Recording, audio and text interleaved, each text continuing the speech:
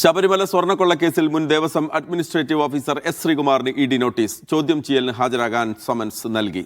നിതിൻ ഒരിക്കൽ കൂടി ചേരുകയാണ്. നിതിൻ, എപ്പോൾ ഹാജരാകണം എന്നുള്ളതാണ് ഇഡി നോട്ടീസിൽ പറയുന്നത്? മഹേഷ്, ഈ ആഴ്ച ചോദ്യം ചെയ്യലിന് ഹാജരാകണമെന്നാണ് ശ്രീകുമാറിന് നോട്ടീസ് നൽകിയിരിക്കുന്നത്. ഒരു വശത്ത് മുരാരി ബാബുവിനെ രാവിലെ മുതൽ തന്നെ എൻഫോഴ്സ്മെന്റ് ഡയറക്ടറേറ്റ് ചോദ്യം ചെയ്തുകൊണ്ടിരിക്കുന്നു.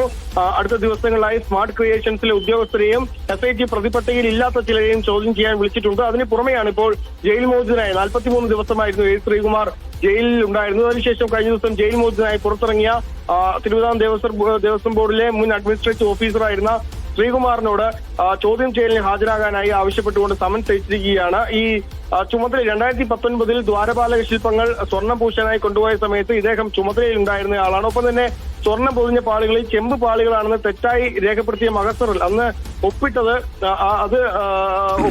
മുരാരി ബാബു ആയിരുന്നു. അതിന് സാക്ഷിയായി ഉണ്ടായിരുന്നത് ഇദ്ദേഹം എസ് ശ്രീകുമാർ ആണെന്നാണ് SITയുടെ കണ്ടെത്തൽ. പക്ഷേ താൻ മേലുദ്യോഗസ്ഥരുടെ മാത്രം നിർദ്ദേശപ്രകാരമാണ് ഒപ്പിട്ടതെന്നായിരുന്നു ശ്രീകുമാർ കോടതിയിൽ വാദിച്ചത്. ഏതായാലും ഇഡി വളരെ പെട്ടെന്ന് തന്നെ ഈ അന്വേഷണം മുന്നോട്ട് കൊണ്ടുപോകുന്നതാണ് ഇപ്പോൾ മനസ്സിലാകുന്നത്. ശ്രീകുമാറിനും ജയിലിൽ നിന്നും പുറത്തിറങ്ങിയ ഉടൻ തന്നെ ശ്രീകുമാറിനും ചോദ്യം ചെയ്യലിന് ഹാജരാകാനായിട്ട് ആവശ്യപ്പെട്ട് ഇപ്പോൾ നോട്ടീസ് അയച്ചിരിക്കുന്നു. ഓക്കെ, ശ്രീകുമാറിന് ഇഡി നോട്ടീസ് അയച്ചിരിക്കുന്നു. ഈ ആഴ്ച ചോദ്യം ചെയ്യലിന് ഹാജരാകണം എന്നുള്ളതാണ് ആവശ്യം.